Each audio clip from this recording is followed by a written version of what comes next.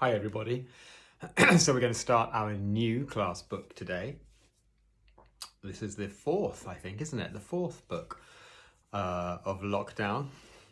And this one is, we're revisiting Roald Dahl. I know lots of you love Roald Dahl. Danny, the champion of the world. I know that some of you will have read this. Hopefully you'll still want to listen because a great book is worth reading again and again. Okay, so I'm not going to read the blurb. The blurb is the bit on the back. I'm not going to read it. Let's just start. Okay. Chapter 1. The filling station. And you can see this is a bit different. It's actually a photograph. Roald Dahl books are illustrated by Quentin Blake, but actually this chapter starts with a real photograph of a baby. Chapter 1, the filling station. When I was 4 months old, my mother died suddenly, and my father was left to look after me all by himself. This is how I looked at the time.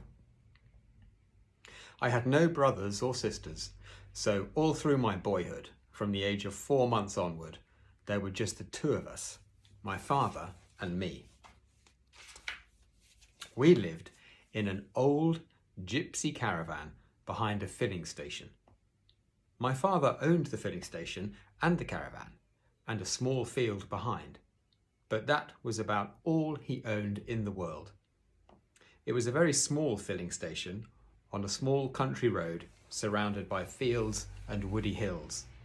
Probably ought to explain at the moment what a filling station is, because they're not really called filling stations anymore. They're called petrol stations or garages. Here is an illustration of the filling station, and you can see the caravan, the gypsy caravan where they live, and the filling station. Here are the petrol pumps.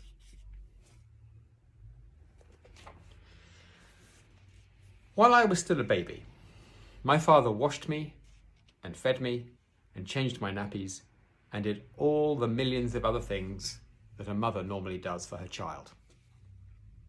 Now, just to say, when Roald Dahl first wrote this book, that was probably a little more true. But these days, dads do just as much as mums. Well, maybe not quite exactly the same, but much more than they used to.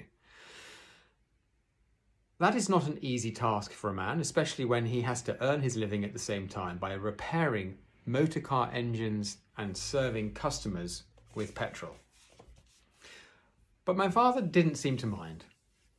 I think that all the love he had felt for my mother when she was alive, he now lavished upon me. Lavished is a lovely word. He poured all that love onto his son. During my early years, I never had a moment's unhappiness or illness, and here I am on my 5th birthday. I was now a scruffy little boy, as you can see, with grease and oil all over me, but that was because I spent all day in the workshop helping my father with the cars. The filling station itself had only 2 pumps. There was a wooden shed behind the pumps that served as an office, and there was nothing in the office except an old table and a cash register to put the money into. It was one of those where you pressed a button and a bell rang and the drawer shot out with a terrific bang, and I used to love that. Here is the cash register. Another word for that is a till. You probably played with one of those, I imagine, when you were very little. The square brick building to the right of the office was the workshop. My father built that himself with loving care, and it was the only really solid thing in the place. We're engineers, you and I, he used to say to me. We earn our living by repairing engines, and we can't do good work in a rotten workshop. It was a fine workshop. It was big enough to take one car comfortably and leave plenty of room round the sides for working. It had a telephone so that customers could arrange to bring their cars in for repair. The caravan, and here is the caravan. The caravan was our house and our home. It was a real old gypsy wagon with big wheels and fine patterns painted all over it in yellow and red and blue. My father said it was at least 150 years old. Many gypsy children, he said, had been born in it and had grown up within its wooden walls. With a horse to pull it, the old caravan must have wandered for thousands of miles along the roads and lanes of England. But now its wanderings were over, and because the wooden spokes in the wheels were beginning to rot, my father had propped it up underneath with bricks. There was only one room in the caravan, and it wasn't much bigger than a fair-sized modern bathroom. It was a narrow room, the shape of the caravan itself, and against the back wall were two bunk beds, one above the other.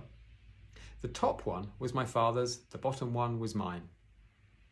Although we had electric lights in the workshop, we were not allowed to have them in the caravan.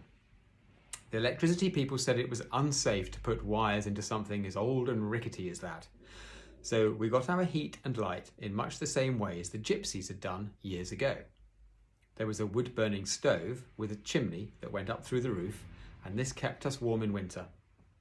There was a paraffin burner on which to boil a kettle or cook a stew, and there was a paraffin lamp hanging from the ceiling.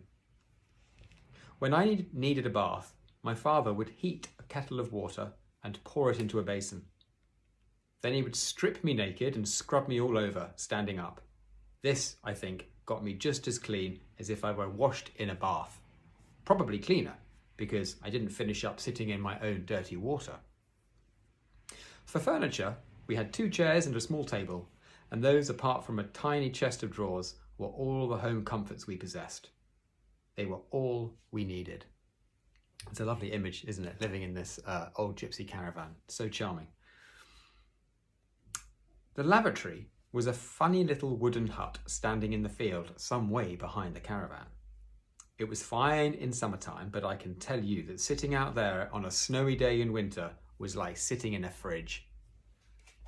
Immediately behind the caravan was an old apple tree. It bore lovely apples that ripened in the middle of September, and you could go on picking them for the next 4 or 5 weeks. Some of the boughs of the tree hung right over the caravan, and when the wind blew the apples, and when the wind blew the apples down in the night, they often landed on our roof. I would hear them going thump, thump, thump above my head as I lay in my bunk. But those noises never frightened me because I knew exactly what was making them. I really loved living in that gypsy caravan. I loved it, especially in the evenings when I was tucked up in my bunk and my father was telling me stories. The paraffin lamp was turned low, and I could see lumps of wood glowing red hot in the old stove, and wonderful it was to be lying there snug and warm in my bunk in that little room. Most wonderful of all was the feeling that when I went to sleep, my father would still be there, very close to me, sitting in his chair by the fire or lying in the bunk above my own. Such a lovely image. Chapter 2. The Big Friendly Giant. My father, without the slightest doubt, was the most marvellous and exciting father any boy ever had. Here is a picture of him.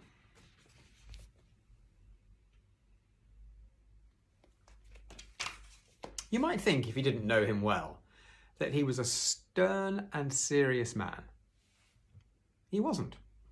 He was actually a wildly funny person. What made him appear so serious was the fact that he never smiled with his mouth. He did it all with his eyes. He had brilliant blue eyes, and when he thought of something funny, his eyes would flash, and if you looked carefully, you could actually see a tiny little golden spark dancing in the middle of each eye. But the mouth never moved. I was glad my father was an eye smiler.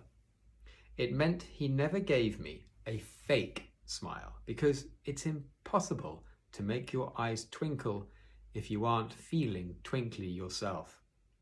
A mouth smile is different. You can fake a mouth smile anytime you want, simply by moving your lips.